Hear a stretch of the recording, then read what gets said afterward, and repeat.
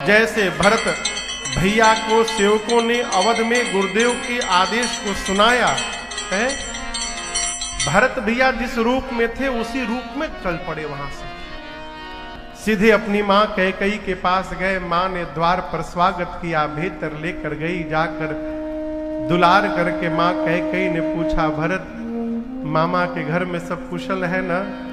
भरत जी बोले, मां वहां तो सब कुशल है। भरत के घर में सब कुशल है ना मां?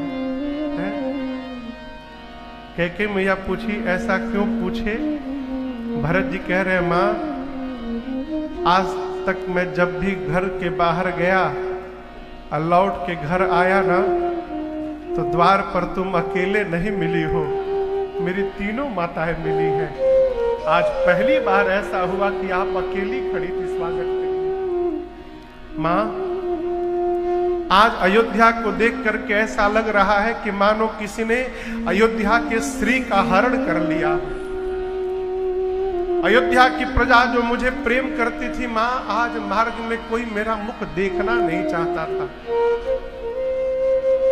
मेरे घर में सब कुशल है ना मां? कैकेयी मैया ने कहा, भरत कुशल तो सब हो गया था, बेचारी मंथरा ने बड़ी सहायता की मेरी। लेकिन एक बात कहूं भरत, विधाता ने बीच में एक बात बिगाड़ दी। भरत जी पूछे, क्या हुआ? कैकेयी मैया ने कहा, भरत आपके पिताश्री नहीं रहे।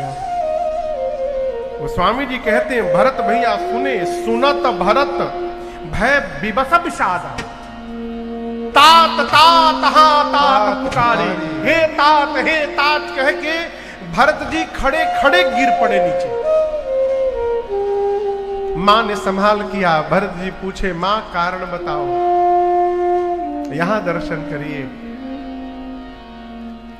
जानते कि स्त्री के लिए सबसे अधिक कष्टदायी समय कौन सा होता है? किसी भी स्त्री के लिए जिस संतान को 9 माह कोख में रखकर स्त्री ने जन्म दिया है, और वही संतान जब उस स्त्री को मां कहने से मना कर दे, इससे बड़ा कष्ट और कुछ नहीं होता। मां कैकेयी जानती हैं कि जैसे मैं भरत को बताऊंगी, अब आज के बाद मेरा पुत्र भरत मुझे जीवन में कभी मां नहीं बोलेगा दोबारा। भरत जी जीवन भर मां नहीं बोले कैकेयी मैया।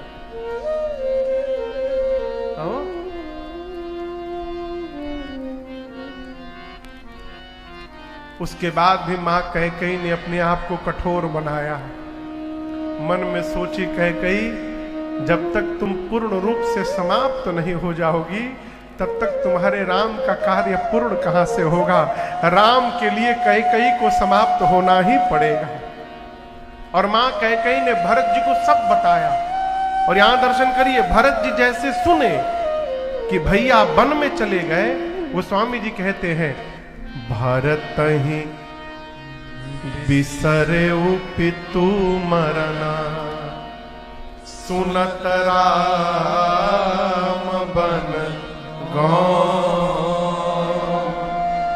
हेतु अपन पौ जान जिया, थकीत रहे धरी मौ। स्वामी जी कहते हैं, भरत भैया सुने पिताजी मर गए। पहले तो पिताजी के लिए रोने लगे, लेकिन जैसे सुने कि बड़े भैया वन में चले गए, भरत जी पिताजी की मृत्यु भूल गए। भरत ही बिसरे पितु मरना। क्यों? बड़ा दुख आता है तो छोटका दुख हरा जाता है हो। अब तक रो रहे थे, पिताजी नहीं रहे, सुने भैया वन चले गए, पिताजी की मृत्यु का विस्मरण हो गया। यहां पर भरत जी ने मां कैकेयी को बहुत कुछ बोला है, बहुत बोला है। पढ़िएगा मत कभी, कोई बतावे तो सुनिएगा भी मत। क्यों? भरत जी जो मां कैकेयी को बोल रहे हैं, मेरी मां वो सुनने की अधिकारिणी नहीं है। कैकेयी मैया ने जितना बड़ा बलिदान दिया है राम जी के लिए, कोई नहीं दे सकता। एक बार जीवन भर याद रखिएगा, आप यदि सफल हो गए तो आपकी सफलता का श्रेय लेने के लिए हजारों लोग मिल जाएंगे, लेकिन जीवन में उस व्यक्ति का सदैव आदर करिएगा जो आपकी विफलता का भी भार अपने सिर पर उठाने को तैयार हो जाए। मेरी मां ने राम जी के लिए अपने आप को बदनाम करके रख दिया, तो कौन करेगा? बचपन में राम जी कैकेयी जी की वार्ता हो चुकी थी। बचपन में राम जी बोले थे, मां मैं जो मांगूंगा दोगी? कैकेयी मैया बोली, प्राण मांगोगे प्राण दे दूंगी। राम जी बोले, प्राण मांगूंगा तो मर जाओगी, लेकिन मैं जो मांगने वाला हूं उसमें मरोगी नहीं, लेकिन मरे जैसी हो जाओगी। कोई तुमसे बात नहीं करेगा, तुमको देखेगा नहीं है, सबकी नजरों से मां तुम गिर जाओगी। फिर कैकेयी मैया ने पूछा, राम सबकी नजरों से तो गिर जाऊंगी, क्या अपने राम की भी नजर से गिर जाऊंगी? तब राम जी ने कहा, मां मेरी नजर में मेरी मां सदैव महान रहेगी। तो कैकेयी जी ने कहा, संसार की नजर की परवाह ही मुझे नहीं है राम, तुम्हारी नजरों में यदि महान हो तो जो मांगोगी दूंगी। तब राम जी ने कहा था, पिताजी मुझे राजा बनाने का निर्णय ले तो किसी भी प्रकार मुझे वन में भेज दीजिएगा, इसलिए मां ने सब किया है। भरत जी वहां से दौड़े मां कौशल्या के पास। कौशल्या मैया के गोद में भरत जी बैठकर रोने लगे। कहे, मां तेरे भरत से अभागा दूसरा कोई नहीं होगा। मां जिस मां के चलते, जिस पुत्र के चलते मां के मांग का सिंदूर समाप्त हो जाए, उससे अभागा दूसरा कोई नहीं हो सकता।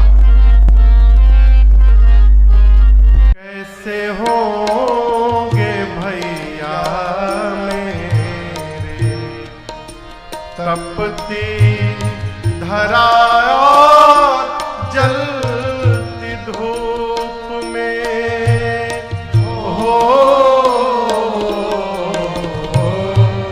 कैसे होंगे भैया मेरे तपती धरा और जलती धूप में, हो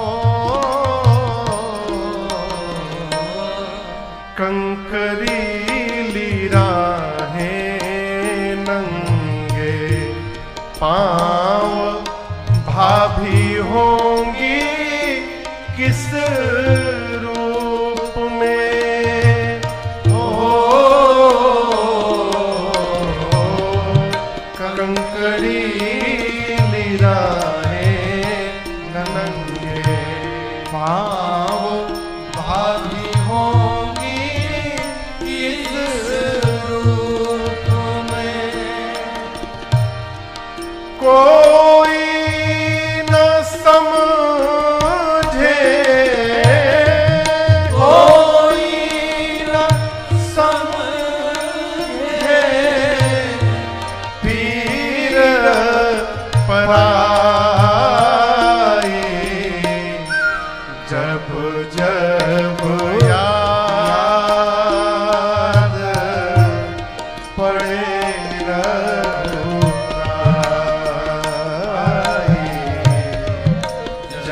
जब याद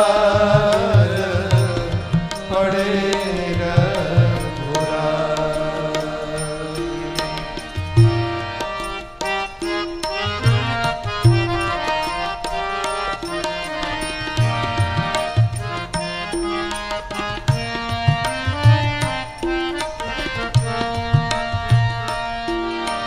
भरत जी कहते, मां एक ही बात की चिंता है, डर लगता है भैया मुझे अब कभी ना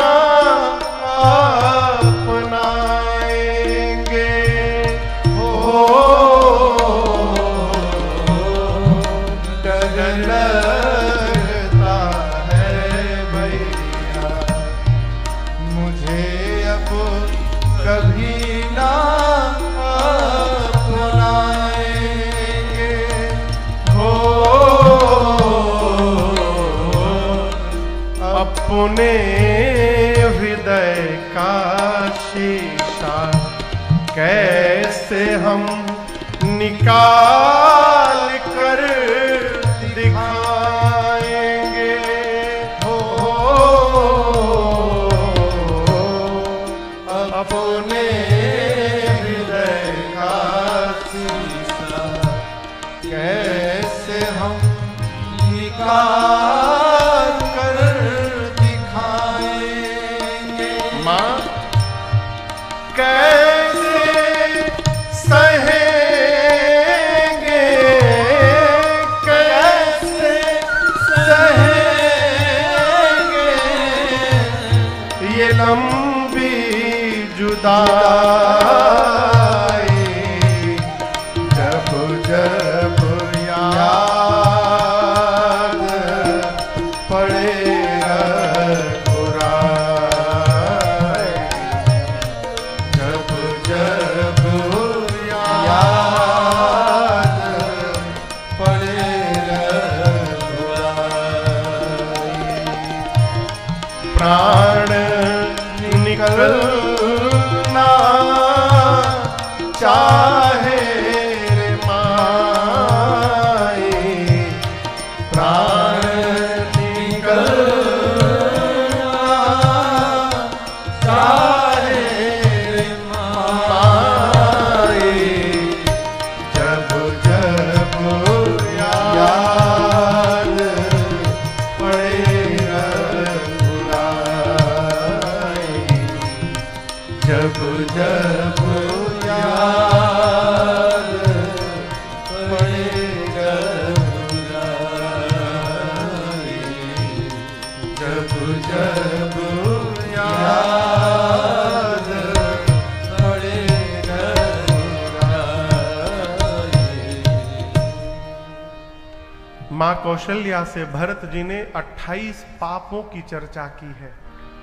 माँ, जो पाप गुरु की हत्या से लगता है मुझे मिल जाए, यदि भैया के बन जाने में मेरी तनिक भी सहमति हो माँ, तो जो पाप माता पिता की हत्या से लगता है वो मुझे लग जाए।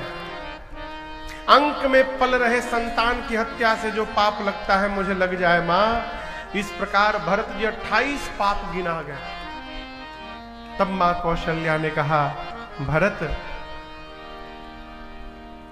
सूर्य के आने के बाद अंधकार समाप्त होता है, लेकिन ये संभव है पुत्र कि किसी दिन अंधकार ही सूर्य को समाप्त कर दे। ये संभव है, हो सकता है। पूरा का पूरा आकाश एक छोटे से बादल में समा जाए, ये संभव है। जल से निकलकर मछली मरे नहीं, जीवित रह जाए, ये भी संभव है। लेकिन एक बात कहूंगी भरत, मैं कहती हूं, मेरा भरत अपने भैया राम के विरुद्ध जाकर कोई व्यवहार करेगा, ये किसी युग में संभव नहीं है। ऐसा कदापि नहीं हो सकता। कहना तो दूर भरत, ऐसा जो सोच भी लेगा उसे स्वप्न में भी सुगति प्राप्त होने वाली नहीं है। ये मां कौशल्या कहती है। प्रातः काल हुआ, गुरुदेव भगवान ने आज्ञा दी, सरजू जी के तट पर चंदन की लकड़ी सजाई गई। अब भरत भैया ने पिताजी को मुखाग्नि दिया है। दशगात्र हुआ, त्रयोदश संस्कार हुआ। और आपसे कहूं, भरत जी ने जो श्राद्ध कर्म किया है पिताजी का, गोस्वामी जी कहते हैं 1,00,000 मुख से उसकी प्रशंसा की जाए कम पड़ेगा। 100 मुख लाख जाई नहीं बरनी। बुरा न मानिएगा, एक बात बोलूं, माता पिता जीवन भर सनातनी रहते हैं, मरने के बाद बच्चे उनको आर्य समाजी बना देते हैं। 3 दिन में निपटाओ, टाइम नहीं है, समय नहीं मिल पा रहा है, ऑफिस से छुट्टी नहीं मिल रही है, 12 दिन 15 दिन का टाइम नहीं, 3 दिन में है। जिस माँ ने 9 महीना पेट में रखा, उस माँ के लिए दिन 15 दिन नहीं निकल पा रहा है। हम मनुष्य कहलाने के अधिकारी नहीं है, हमसे अच्छे पशु हैं, वो पशु हैं। श्राद्ध कर्म को श्रद्धा पूर्वक करना चाहिए। और एक निवेदन करूं आपसे, एक बहुत बड़ी भ्रांति समाज में है। अभी अभी श्राद्ध पक्ष गया, अभी श्राद्ध पक्ष गया ना, इतना बड़ा भ्रम एक समाज में है कि गया में पिंडदान कर लिए, फिर अब जीवन में पिंड देने का कोई आवश्यकता नहीं है। ये भ्रम है। हंसी आती है कि हम अपने बाबा को बैठा आए। कहां बैठा है? गया में बैठा है। बहुत बढ़िया कि आपको शील्ड देना चाहिए, आप बैठा है पूर्वजों को। देखिए, मैं अपनी बात नहीं कह रहा हूं, मैं महापुरुषों के द्वारा इस विषय पर मंथन करके जो निर्णय निकला है वो आपको सुना रहा हूं। जब तक गया में श्राद्ध कर्म नहीं किया आपने, तब तक प्रत्येक वर्ष पितृपक्ष में आपके पास धन नहीं है तो कर्जे को लेकर के आपको श्राद्ध करना पड़ेगा, पिंड करना पड़ेगा। जब तक गया में नहीं किया तब तक हर वर्ष करना पड़ेगा पितृपक्ष में। गया श्राद्ध करने के बाद, गया में पिंडदान देने के बाद उस व्यक्ति को छूट दी गई है जिसके पास अर्थ का अभाव है, जिसके पास खाने का भी पैसा नहीं है, उसको छूट दी गई है कि आप गया में पिंडदान कर दिए, उसके बाद आपको अपने पितरों को फिर प्रत्येक वर्ष करने की आवश्यकता नहीं है। लेकिन यदि आपके पास भगवान ने अर्थ दिया है और सामर्थ्य है तो गया पिंडदान करने के बाद भी प्रत्येक वर्ष पितरों को जल देना चाहिए और पिंड देना, दान करना चाहिए, प्रत्येक वर्ष करना चाहिए। श्राद्ध कर्म श्रद्धा से करनी चाहिए। और मेरी एक दूसरी प्रार्थना है, मरने के बाद श्रद्धा दिखाइए चाहे न दिखाइए, जीते जी श्रद्धा दिखाइए। माई बाप जब तक जीवित है जो दिखाना है दिखा दीजिए।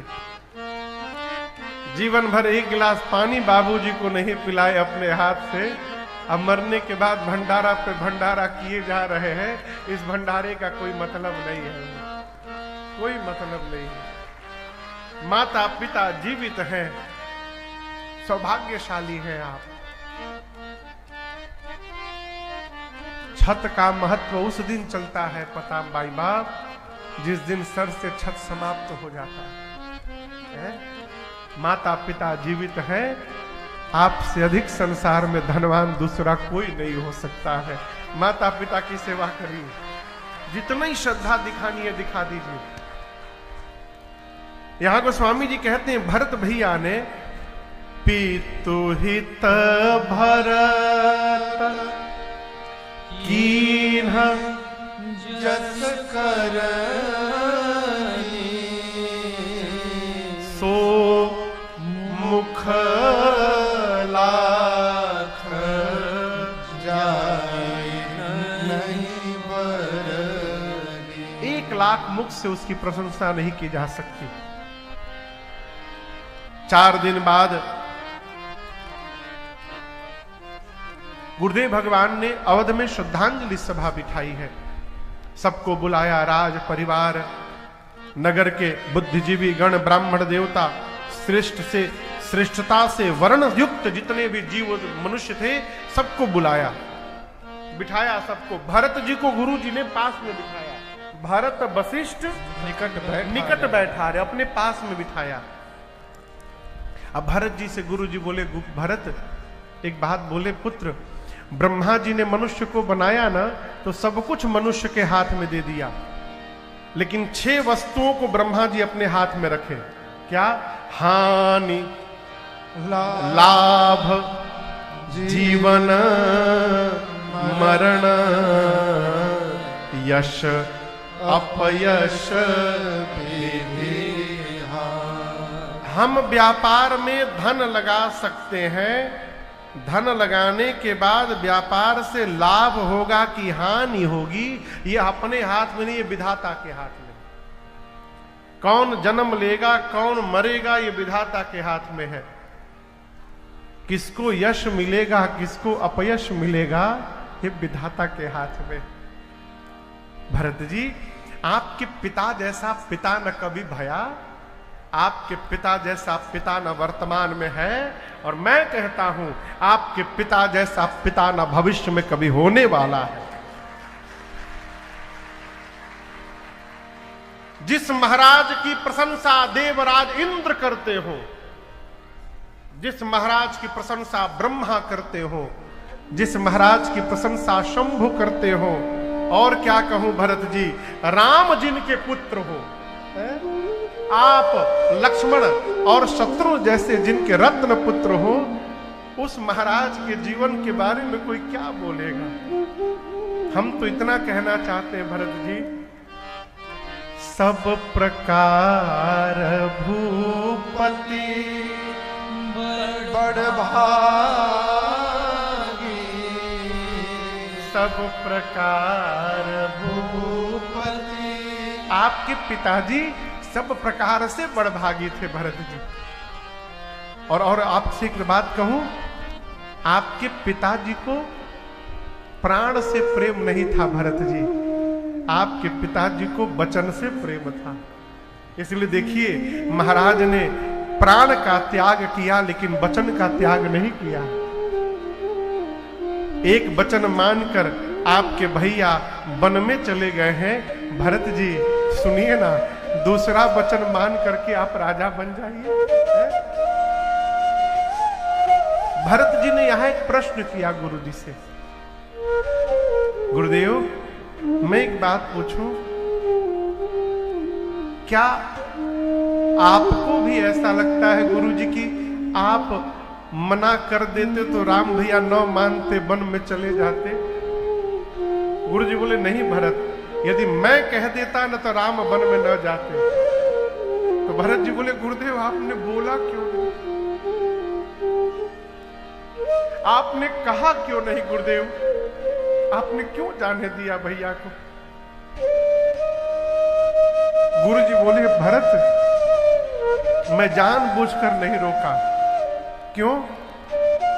आपके पिताजी ने कैकेयी को वचन देने से पहले राम की सौगंध ले ली थी कि कैकेयी राम की सौगंध लेता हूं, जो तुम मांगोगी दूंगा, रघुकुल रीति सदा चली आई, प्राण जाई पर वचन न जाए। राम की सौगंध लिया था महाराज ने। यदि राम बन न जाते तो राम का अनिष्ट हो जाता, इसलिए मैंने नहीं रोका। भरत जी फिर पूछे, अच्छा ठीक है गुरुदेव आप रोक नहीं सकते थे।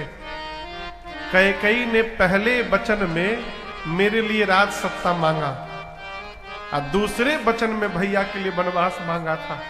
गुरुजी बोले हाँ आप रोक नहीं सकते थे गुरुदेव, ये तो कह सकते थे ना कि महाराज सबसे पहले पहला वचन पूरा किया जाएगा, उसके बाद में दूसरा वचन पूरा किया जाएगा। आप ये कह सकते थे ना। गुरुजी बोले ये तो मैं कह सकता था। भरत जी बोले क्यों नहीं कहा गुरुजी आपने? मैं जैसे राजा बनता ना गुरुदेव, मैं राजा बनते राज आज्ञा पारित कर देता कि अब मेरे भैया कहीं नहीं जाएंगे और मैं पूरी सत्ता भैया के शरणों में समर्पित कर देता। गुरुदेव आपने ऐसा क्यों नहीं किया? भरत जी के प्रश्न पर गुरुदेव निरुत्तर हो गए। थोड़ी देर बाद गुरु जी ने कहा, भरत मुझे तो लग रहा है पुत्र राम जी ही बन जाना चाहते थे, इसलिए ऐसा विचार उस समय मेरे मन में आया ही नहीं। हम तो एक बात कहेंगे पुत्र, यहां दर्शन करिए, श्रेष्ठ व्यक्ति जब कोई बात कहता है तो संकेत में सब कही जाता है। भरत भैया को गुरुजी ने महामंत्र पकड़ा दिया। अभी गुरुजी बोले भरत एक बात बोले,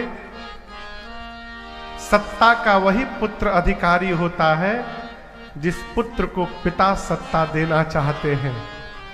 जेहि पितु देई सो पावई टीका। भरत जी पकड़ लिए इस बात को, मन में सोचे पिताजी मुझे नहीं देना चाहते थे, पिताजी भैया को देना चाहते थे। इसका अर्थ है इस सत्ता के अधिकारी मैं नहीं, इस सत्ता के अधिकारी मेरे भैया हैं। मन में विचार कर लिए।